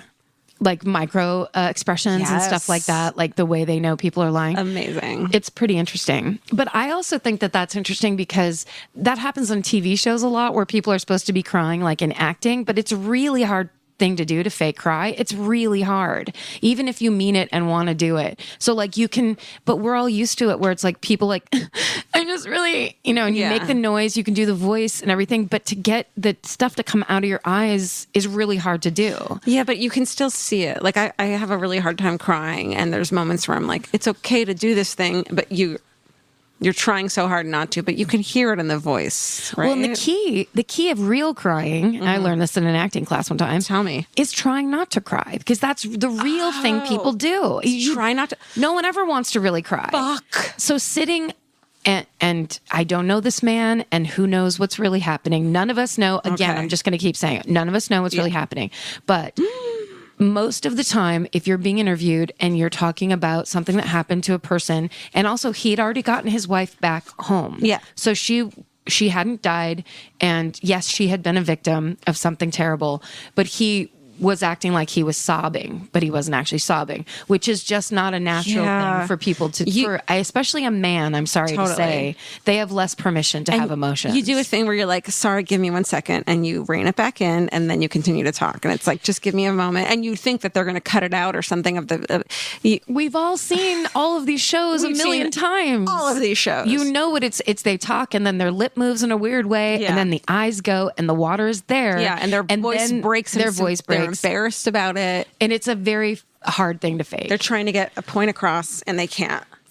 And guess what? Again, all of this theory. Fair. Okay.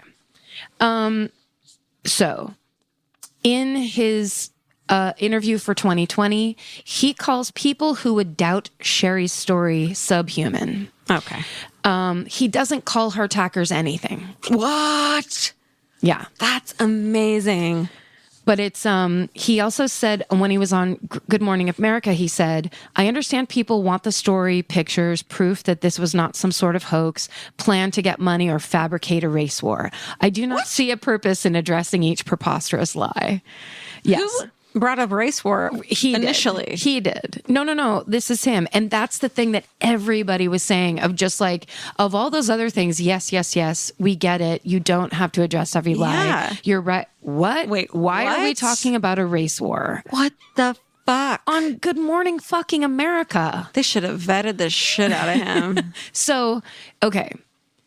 Now we're going back to this idea, which is a real fucking thing that happens in this country, sex trafficking. It's horrifying. It really happens. Totally. It's still kind of mysterious. Nobody really knows what it looks like, what it means. It's very like... Nobody knows who it happens to, and it happens to people that don't, that it's not... Why it's not aren't people visible. Yeah, aren't visible. Yes. It's not... Yeah. So we're all like, it never happens because it happens to people who are victims to begin with. Yes, that's right. Runaway kids. Yeah. But the thing that's true is it usually happens to younger women. Mm-hmm. This woman is 30. Sorry, I said it. 32, 36. People who won't miss the victims or won't be believed when they said that there's a victim that's or that right. it's a runaway, you know, people who are at risk. At risk, yeah. And under... something. So, but the other thing is, she one of her injuries that was reported is that she was burned, as if as if she was branded for this sex trafficking. But real sex trafficking is the branding is just a word that they use for it. They tattoo them. Right. They don't brand them like cattle because they want them to. They want to sell these women.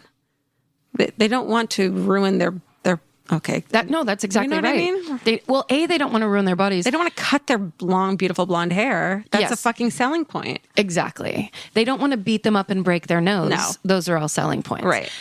But also the idea that someone wouldn't actually know the insider information that tattoos are how you brand, not with a brand. Like quote branding. It's like branding as a quote. Yes. What the fuck? So we're just adding up holes. We're just mentioning things or the reason people are suspicious. Got it. So now we turn to her social media. Okay. Oh my God. I'm excited. She had a wedding blog on which she claimed that she had never lived with a man, but she actually had been married and was divorced in 2007. Shit. So people are citing this as just kind of times before. She's been described as a super mom, as the best person in the world, as sweet, all American. There's this picture that's been painted of her by him in these interviews. And so people are just trying to cite other things that maybe would contradict that. Inconsistencies, exactly.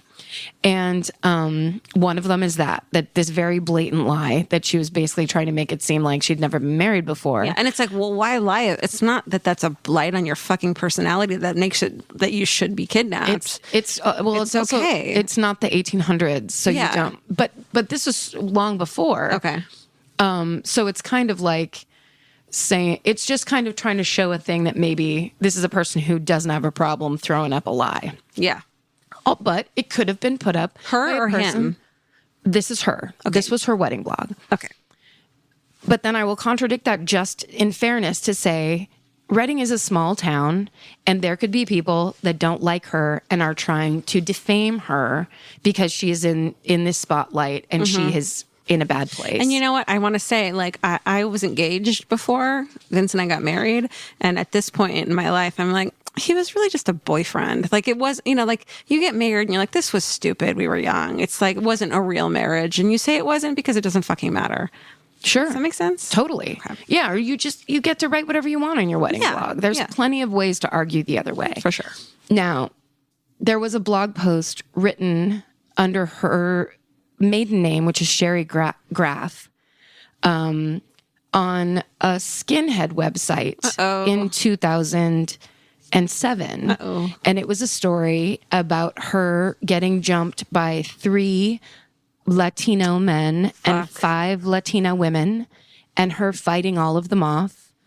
And the whole thing was kind of about why can't she be proud of being white? Oh, no. So this is where, now, here's the thing. Her father says that someone else wrote it and is being an imposter and trying to make her look bad. But I feel like the second you start saying the word skinheads, and that is part of it. Now, this also is in this, like, northern central California. This is the area where stuff like this takes place. I mean, there probably is a big, there's a huge Latina community there. It's actually, Reading apparently is like 97% white. Holy shit. So now I read that, though. I mean, that might not be exactly right, because I read that in all of these posts that I was reading. That might not be exact. Yeah. There's definitely a big Latina community because most of these are farming communities. Yeah. And I'm just saying what I'm reading. But now on Reddit, there are all these people who claim to be from Reading and who went to high school with her. Oh my God.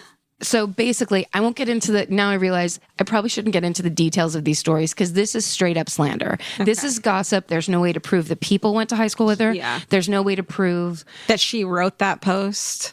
Actually, I don't know if there's any way to prove that she wrote that post. Yeah. They can prove that someone with that name wrote that post at that time, but they can't prove it was her. Right. Fingers on the keys. Right. Exactly.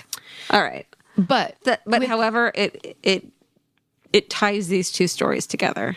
Yes, it just is yes, exactly. Okay. This thing with the people that talk about her, nobody is being malicious. Most of the people say this doesn't seem right, and here's what I know about this person. But I hope we find out the truth. Right. Nobody is on there like in any way. But I mean, but also that's a good way to try to seem trustworthy. Yeah. Is to not be malicious. But most of the people said that in high school, she needed to be the center of attention, and she would sometimes pretend to have heart problems if other people were getting too much attention. What? And so one of the stories was they were camping and a girl had hypothermia. She was stayed in the lake too long and had hypothermia, and as they were rushing her to the hospital, all of a sudden Sherri had heart palpitations, and she had a problem too. It was like there's a couple stories like that where it's like kind of comes out of the blue in a very convenient way. Okay. Again, unproven. Yeah. Who knows who these people are that are writing this? It leads up to one that is a fact, and one that is I'm kind of freaked out by. Tell me. It's the disappearance of a girl named Tara Smith on October 22nd, 1998. Then 16-year-old Tara Smith, a high school student in Redding, California, left home to go jogging, only never to be seen again. Tara's father believes that a local man who was Tara's romantic interest may have been responsible for her disappearance. He said on the night of her disappearance, she had plans to meet with the then 29-year-old martial arts instructor, Troy Zink. Oh, no. To end their relationship. He was married. No. And had a child, if not 2 children. And he had also served a year in jail for rape. Oh my God, please. Her father found an unmailed letter in her room after she disappeared that prompted his theories about Zink. In the letter, she tells him she knows she had made a huge mistake. She never should have gotten involved with him. but this letter was never delivered. And rather than give him the letter, we believe she wanted to confront him in person to break it off. Zink told authorities that Tara had asked to meet him near her home, and then when they met, demanded $2,000 from him. He refused, and she got angry. And then she asked him to drop her off at the corner of Old Alturas Road and Old Oregon Trail. 8 miles from where Sherri Papini had been taken. That's a long mile. That's a lot of miles. He said he then went to Hang Glider Hill to pray, and he returned home at 11:30 p.m. Tara's father went to his house after Tara didn't return. Tara, not Tara. And Tara's father said, Zink is an avid four-wheeler guy. He knows the back roads. He had 5.5 hours to get rid of the evidence. He's been smart enough to keep his mouth shut. The police have not been able to move ahead with the case. It's heartbreaking and very frustrating. The guy still lives in Redding. Almost 20 years have passed, and he has gotten more comfortable, changed his name, and thinks people have forgotten, but we haven't forgotten. And while he was missing, while Sherri was missing, her husband Keith asked Tara Smith's father, Terry, for advice. Keith came to me and we spoke for about an hour. The father of the missing girl told the magazine. I just told him to stay strong for the kids and not assume law enforcement has the answers and to push them. It was obvious Keith was torn up, and I believe he was confident he'd get his wife back. Tara Smith was a schoolmate of Sherri Papini. Wait, they went to school together? They went to high school together. The two girls? Yep. The girl that disappeared went to high school with Sherri Papini. Fuck. Tell me more. That's it. That's it? It's basically... Holy shit. It's basically... There's no conclusion to be drawn from it except for that it's an exact parallel of the same story. So we don't know where they are. Okay, but one could argue that... I don't have any feelings against or for Sherri. I just think that the husband sounds suspicious as fuck. I'm not it sounds like she was a fucking victim. But whether it's of the crime that is claimed that she went through or this fucking husband who sounds like a piece of work, I don't know. I think that this is one of those kinds of stories that anything could be possible. Yeah. Like the thing everyone online keeps saying is it's a total Gone Girl situation. Yeah. And in that, I would say it's that we just don't know.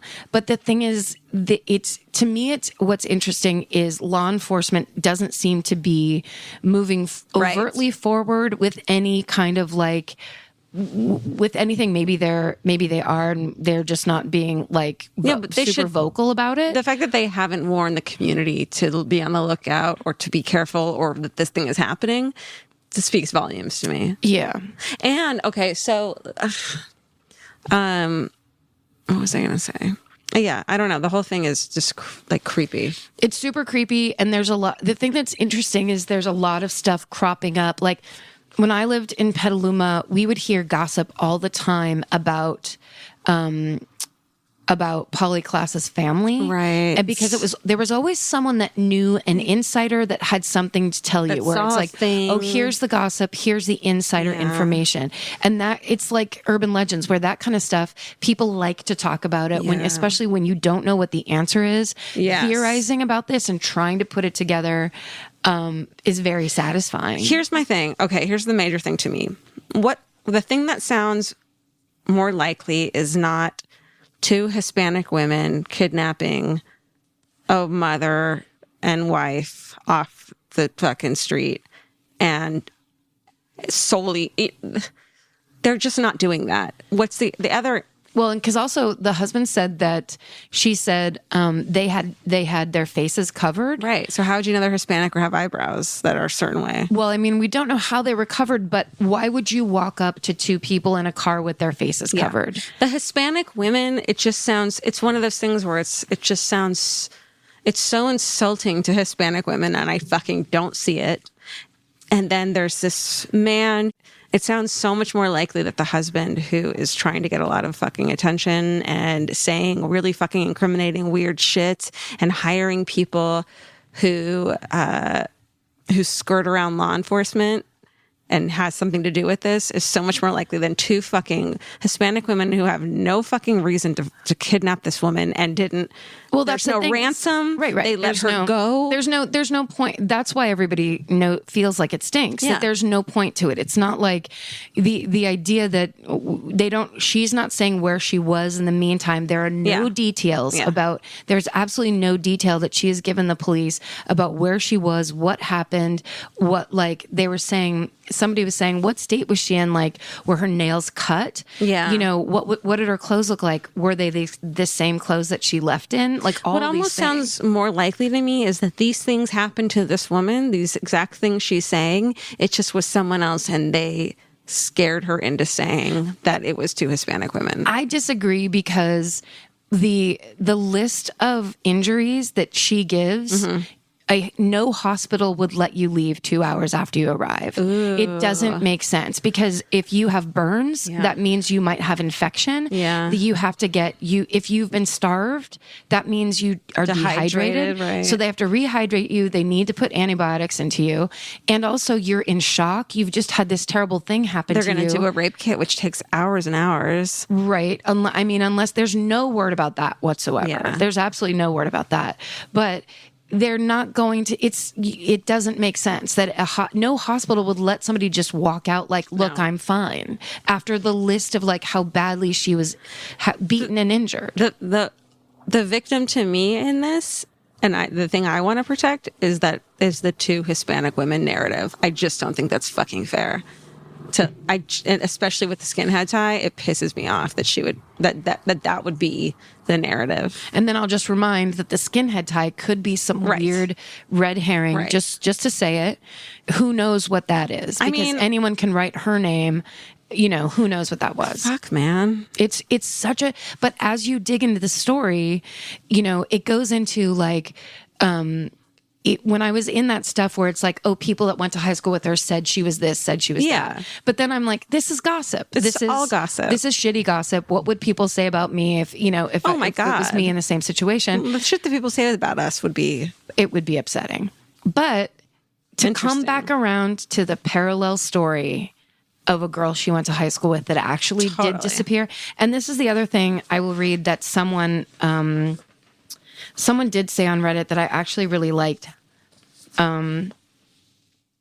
Someone said, I actually work with human trafficking victims now, and it really pisses me off that the whole world is freaking out over this one woman. Yet there are thousands of girls that go missing and are sold into sex trafficking every year right here in the U.S., and they aren't even in the news. I really, really hope that they figure all this out and the truth comes out, whatever it is. Fuck, man. A fucking man. I mean, yeah. Shit. If it brings light to the fact that sex trafficking actually does happen, that'll be great. But I feel like there's a lot of people who are like armchair detectives like you and me who smell a rat and go, there's more to the story, and they're not talking. Yeah. And also, the last thing is they started a GoFundMe. Somebody else started a GoFundMe, and in 7 days they made $40,000 for the family. Something fucking smells fishy. I mean, and it's in his sister's name. This dude. Like, I'm not even looking at her. This fucking dude. Well, this dude is saying enough himself to be incriminated. Nothing to do with her. She might have been a fucking pawn in his game, or vice versa. Or a third choice that we don't know. It's just so fascinating because when these things get presented on the news, I think back to I saw this just briefly in passing. Yeah. And it was her blonde hair and big smile, and this mother is missing. And everybody's talking about it across the nation. And then it basically is like, okay, here's the story, and then the end. And everyone's like, well, wait a second. We need to make sure that we fucking update as much as we get. As soon as we get information about this, we need to update it, because this is one of those things that like you never hear about again. And it's like, oh, well, they all went to fucking prison. Also, the international kidnapping expert is that part in the middle. Oh my God. Someone said this on Reddit, but is like, this is basically a Coen Brothers movie.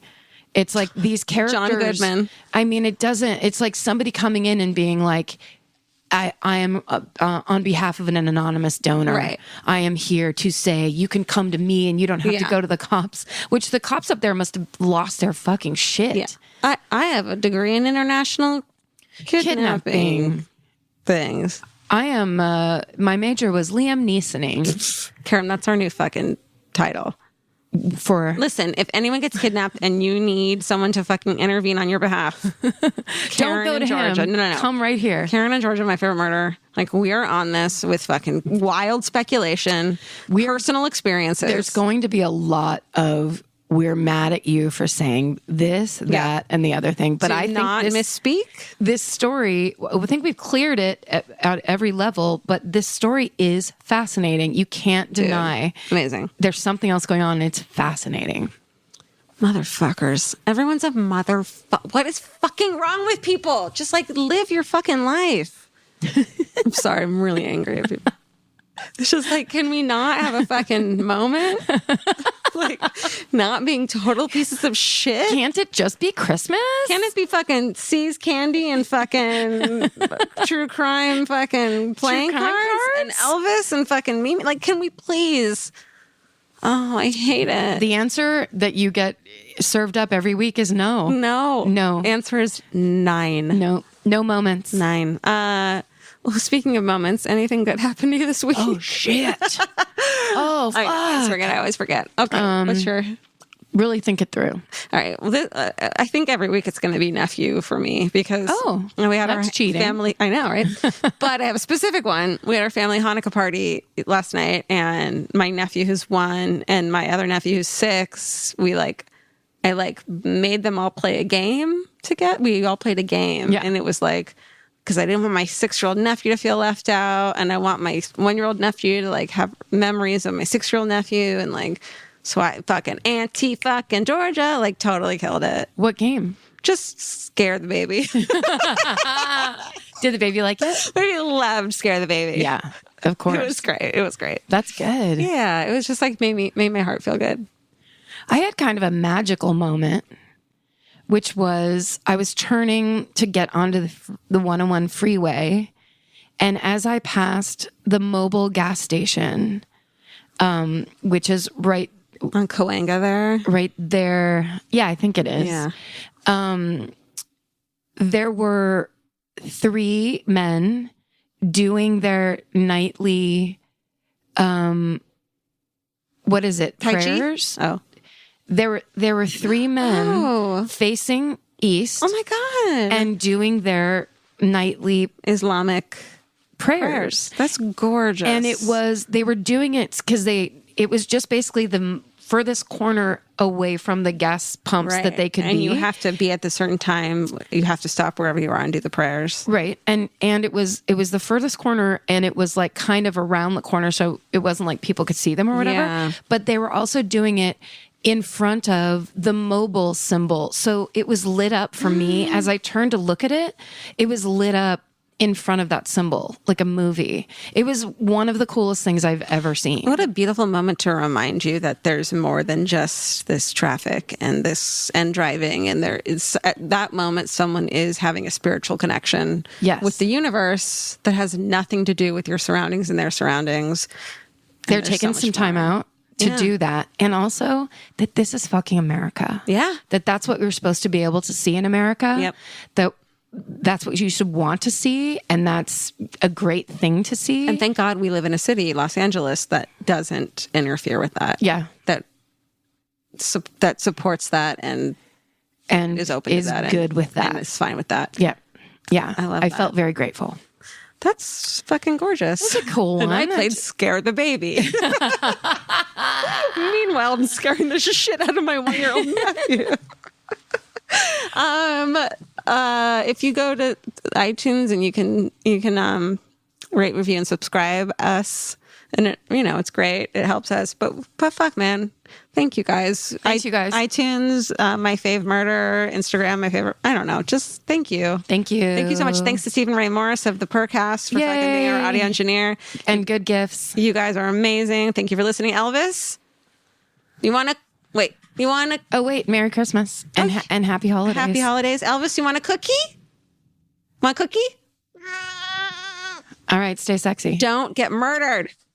Bye. Bye.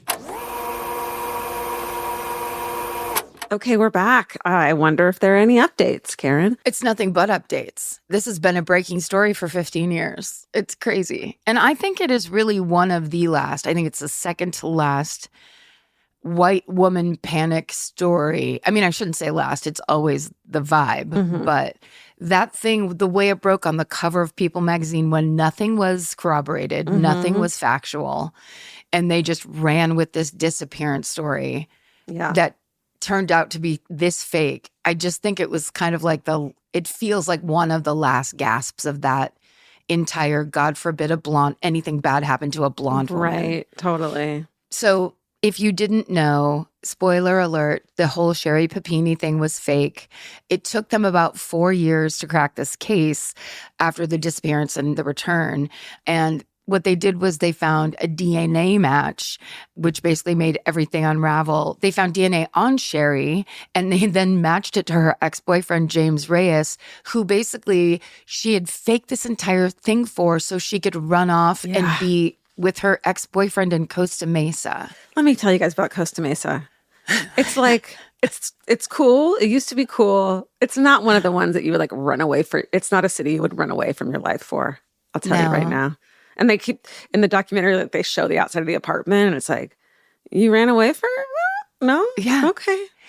It's that kind of thing where, like, when Facebook first came back and everyone started talking to people from high school and it all got real kind of fraught, you know what I mean? It has that vibe of, like, Sherri was way up in Redding, and she was a mother and a wife, and maybe not that much was going on. And then this guy rolls back into town, and she's like, I'm giving it all up for Costa Mesa. It's the thing of, like, be careful what you wish for, sort of. You know? And also be careful who you accuse, because of course the first thing she tells cops is it was 2 Latina women, one long hair, one short hair, one old, one young, all that shit that sounds so fake. So anyway, Sherri Papini was charged with making false statements to a federal law enforcement officer and engaging in mail fraud because she got $30,000 from the California Victims Compensation Board. Ooh. So she was really in that storyline for a little while. Yeah. She was arrested for all of this. And in September of 2022, she was sentenced to 18 months in prison for all of that. And she had to pay the $300,000 in restitution for the government funds that they expended looking for her. Totally. Shit, man. And then in April of 2022, her husband, Keith, filed for divorce and got full custody of their son and daughter. She has visitation rights. She got out of prison in August of 2023. She's, I guess, on parole till 2026. And her husband, Keith, is in a Hulu docuseries called Perfect Wife, The Mysterious Disappearance of Sherri Papini, where Keith gets to tell his side of the story. Oh, we watched it. Did you? Yeah. It was. What'd you think? It was, it was crazy. We were both Vince and I were very much like, there was a lot of what the fucks being said. What the fuck? You know, like, but why would your brain go to that conclusion then? Or why would you then do this next step? It like just boggles the mind in a way of like, for people who aren't this way. Did they talk about the thing where she went to high school with a girl who disappeared? And there was like a lot of parallels to her story and the girl that actually disappeared? They do. Yes. I forgot about, yes, they totally talk about that, which is so weird. Evil. Ugh.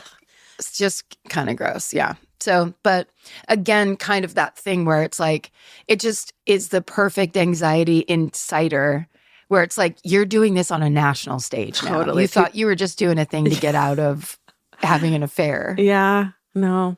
All right. Well, we did it. We've done it. And again, once again. I mean, we can only say so much about our own episode. It's other people's opinion that really matters. We just did it. True. We've done it twice now. We just keep doing it. It's insane. So if we want to rename this one, which we don't, because an Albert Fish production is the best name of all time. But if we did, we could possibly name it Day 403, which is Stephen's mustache's age. Also, the How Dare You podcast, which was just something I said to Stephen, and I did say to Stephen all the time. I love that. How Dare You podcast is great. Defiance disorder, which you have. And then I think me saying I do too means I don't. I think if I actually had it, I would have said to you, I don't. You know what I mean? Because I'd be defying you, but I didn't. Absolutely. I went along with it. Yeah, totally. All right. Well, thank you guys so much for listening. And stay sexy. And don't get murdered. Goodbye. Goodbye. Elvis, do you want a cookie?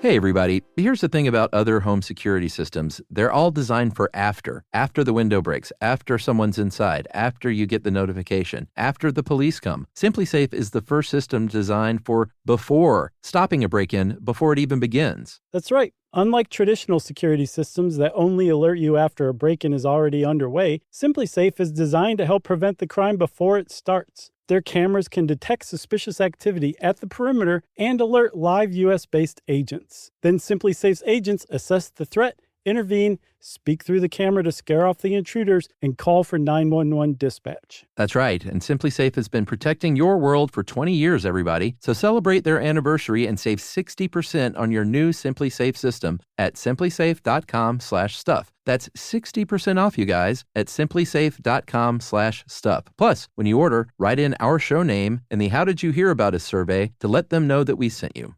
Don't forget, there's no safe like SimpliSafe.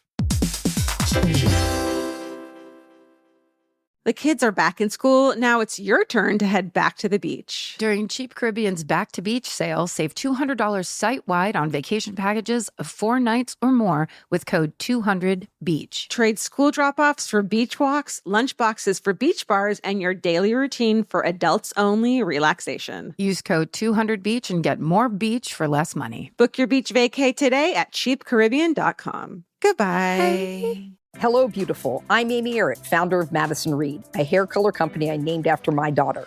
Our prestige salon-quality hair color delivers gorgeous, multi-dimensional color and 100% gray coverage.